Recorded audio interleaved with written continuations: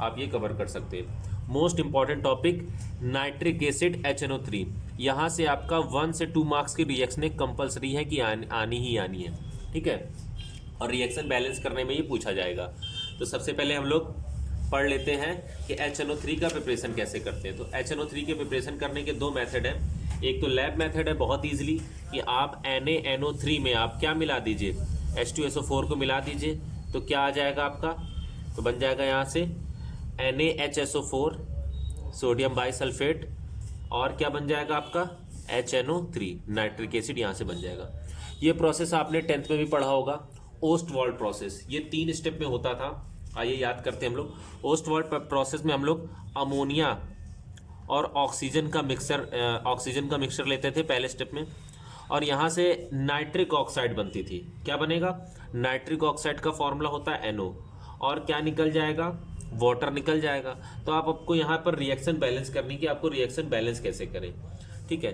तो suppose date आपको दिख रहा है यहाँ ऑड है H, इवन बनाने के लिए अगर आप इसमें 2 का मल्टीप्लाई करेंगे तो कन्फर्म है 2N हो जाएगा। तो यहाँ क्या बन जाएगी, 2NO बन जाएगी, समझ लीजिएगा ध्यान से। H हो गया कितने 6, तो कन्फर्म है यहाँ पर क्या निकलेगा 3H2O। तो टोटल O कितने होगा, देखिए ध्यान से, 3 और 2 5, और यहाँ पर O कितने हैं, O2 लिखा है, तो यहाँ पर आपको लेना पड़ेगा 5/2 O2। समझिएगा ध्यान से, कितना लेना पड़ेगा 5/2 O2, तो 2 से 2 कैंसिल, 5 O हो जाएंगे, तो दोनों तरफ O बैलेंस हो गए हैं। तो आपको ये 2 अगर हटाना है तो इस पूरे में कितने का मल्टीप्लाई कर दें, 2 का मल्टीप्लाई कर दें, तो यहाँ हो जाएगा 4, ये 2 आपका कैंसिल हो जाएगा, ठीक है। यहाँ भी हो जाएगा 4, और यहाँ 2 का मल्टीप्लाई हो जाएगा तो हो जाएगा 6। तो ये आपकी रिएक्शन बन गई। तो कैसे किया है आपको फिर से एक बार देखना हो तो वीडियो रिवर्स करके देख लीजिएगा कि अमोनिया और ऑक्सीजन के मिक्सचर को लेंगे, ये आपको याद रखना है। कितना कितना लेंगे वो आपको बैलेंस करके पता चल जाएगा। बस आपको याद रखना है NO क्या होता है, नाइट्रिक ऑक्साइड बनाना है, ठीक है। नाइट्रिक ऑक्साइड बन जाए तो सेकंड स्टेप में आपको याद रखना है कि आपको NO2 बनाना है, नाइट्रोजन डाइऑक्साइड। तो NO की रिएक्शन आप किससे करा दीजिए, O2 से करा दीजिए, तो 2NO ले लीजिए, तो यहाँ पर क्या बन जाएगा 2NO2। और याद रखिएगा ओस्टवाल्ड जो प्रोसेस होता है ये प्लेटिनम की प्रेजेंस में होता है, और टेम्परेचर लेते हैं 500 केल्विन, ठीक है। प्लेटिनम की जाली ले लेते हैं, रिएक्शन कराते हैं। अगर आप पूरा चार्ट देखेंगे तो बात की बात है, अभी फिलहाल के लिए रिएक्शन आपको देखनी है। प्लेटिनम लेते हैं 500 केल्विन और 9 बार एटमॉस्फेरिक प्रेशर लेते हैं। अमोनिया ऑक्सीजन से रिएक्ट करती है और नाइट्रिक ऑक्साइड और वाटर मॉलिक्यूल निकल जाता है। NO फिर ऑक्सीजन से रिएक्शन करेगा, NO2 बन जाएगा। और जो आपका थर्ड स्टेप में NO2 बना है इसको आप किस में डिजोल्व कर दीजिए, इसको वाटर में डिजोल्व कर दीजिए, ठीक है। तो यहाँ से आपका बन जाएगा HNO3 यानी नाइट्रिक ऑक्साइड, और NO फिर से रिलीज हो जाएगी। तो याद रखिएगा यहाँ कितने मॉलिक्यूल लेंगे हम, इसके 3 मॉलिक्यूल लेंगे, और टोटल N 3 है तो 2HNO3 बन जाएगा 2H को बैलेंस करने के लिए, और एक क्या बन जाएगा आपका NO, और यही हमें बनाना था। तो ये आपका बन गया nitric oxide, sorry nitric acid, ये आपका नाइट्रिक एसिड फॉर्म हो गया। तो ये ओस्टवाल्ड प्रोसेस है। मेन है इसकी केमिकल प्रॉपर्टीज, और कौन कौन सी केमिकल प्रॉपर्टीज पढ़नी है, तो नाइट्रिक एसिड का डाइल्यूट में मीडियम में, कंसंट्रेटेड मीडियम में, कॉपर से, सल्फर से और कार्बन से, ये 3 रिएक्शनें पढ़नी है। तो सबसे पहले हम प्रोसेस समझ लेते हैं कि जब HNO3 आपसे कंसंट्रेट पूछा जाए कि कंसंट्रेट HNO3 की किसी से भी रिएक्शन करानी हो, तो याद रखिएगा ये कॉमन रिएक्शन है कि HNO3 कन्वर्ट हो जाएगा 2NO2 में। कंसंट्रेट के लिए ध्यान रखिएगा, बनेगा H2O, और टोटल O हो गए 2 2 जा 4 1 5, और टोटल थे यहाँ 6, यानी कितने नेसेंट ऑक्सीजन रिड्यूस होंगे 1। और जब बात करेगा डाइल्यूट की 2HNO3, अगर हम यहाँ क्या ले लें, डाइल्यूट ले लें, तब याद रखिएगा यहाँ पर फॉर्म होगा डाइल्यूट में आपका NO। जब NO फॉर्म होगा तो ये 2N थे तो 2NO फॉर्म हो जाएगा, 2H है तो एक वाटर का मॉलिक्यूल निकलेगा, और टोटल ऑक्सीजन थे 6, यहाँ हो गए 3, तो यहाँ कितने नेसेंट ऑक्सीजन निकल जाएंगे 3। तो ये कॉमन रिएक्शन है 2। ये 2 कॉमन रिएक्शन आपको याद होगी तो आप तीनों रिएक्शनें बैलेंस करना सीख जाओगे, और तीनों में से एक कंपलसरी आनी ही आनी है, ठीक है। देख लेते हैं।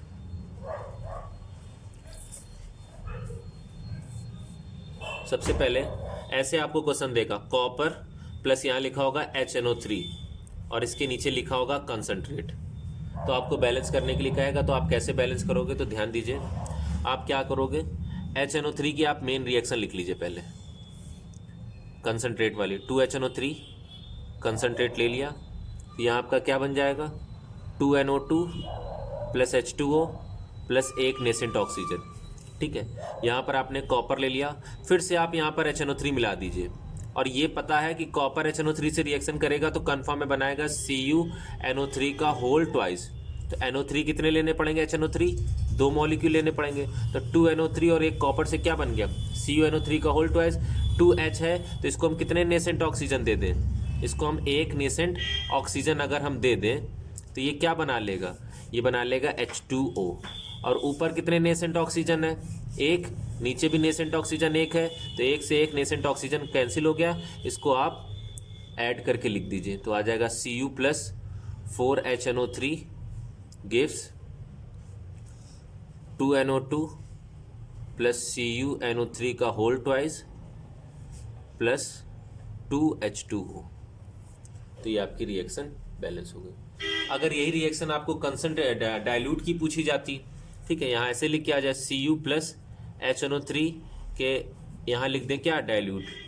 अब आप क्या करोगे, तो अब आप समझ लीजिए, अगर डाइल्यूट की आ जाएगी तो आप डाइल्यूट का ये लगाइएगा, CuHNO3 gives 2NO plus H2O। और कितने नेसेंट ऑक्सीजन निकल जाएंगे, 3 नेसेंट ऑक्सीजन निकल जाएंगे।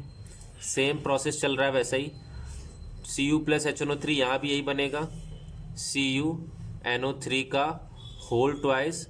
और 2H को हटाने के लिए हमें क्या देना पड़ेगा, एक नेसेंट ऑक्सीजन ऐड करना पड़ेगा। तो यहाँ से क्या निकल जाएगा, H2O। अब आपको दिख रहा है ऊपर नेसेंट ऑक्सीजन कितने, ऊपर वाली रिएक्शन में देखिए यहाँ 3 नेसेंट ऑक्सीजन है और यहाँ पर नेसेंट ऑक्सीजन एक है। तो क्या करें हम, इसमें कितने का मल्टीप्लाई कर दें, 3 का मल्टीप्लाई कर दें। अब इन दोनों रिएक्शन को ऐड कर दे तो 3 नेसेंट ऑक्सीजन से 3 नेसेंट ऑक्सीजन कैंसिल हो जाएगा और इसको ऐड करके लिख दीजिए। तो 3Cu plus 8HNO3 gives 3CuNO3 का होल ट्वाइस। आप इन दोनों में किसी को भी पहले लिख सकते हैं, प्लस 2NO प्लस 4H2O। तो जब डाइल्यूट पूछी जाए तो ये रिएक्शन हो जाएगा। ठीक है, बुक में डायरेक्ट दे रखी है, आपको हमने प्रोसेस से समझा दिया है।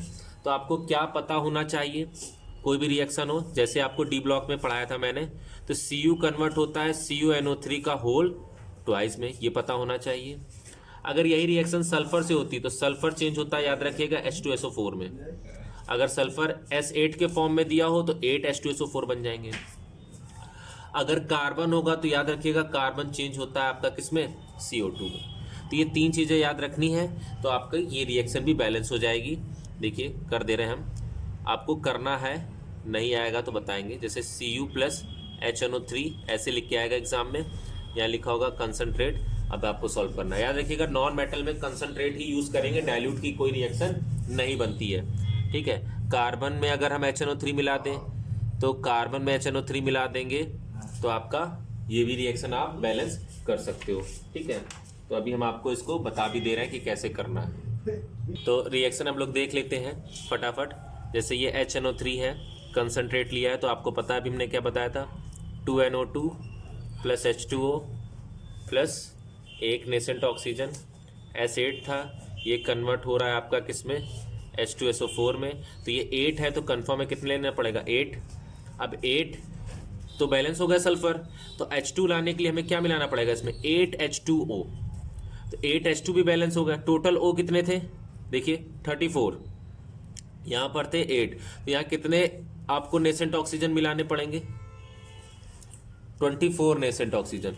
ऊपर कितने नेसेंट ऑक्सीजन है, 1, तो ऊपर आपको मल्टीप्लाई करना पड़ेगा कितने का, फर्स्ट वाली रिएक्शन में आपको मल्टीप्लाई करना पड़ेगा 24 का। तो मल्टीप्लाई करिए इसमें, ये सेकेंड थी रिएक्शन, तो 24 का मल्टीप्लाई करेंगे तो क्या आ जाएगा, 48HNO3 gives 48NO2 plus 24H2O plus 24 nascent oxygen. ये कट कैंसिल हो गया। अब आप इसको लिख दीजिए, S8 plus 48HNO3 plus 8H2O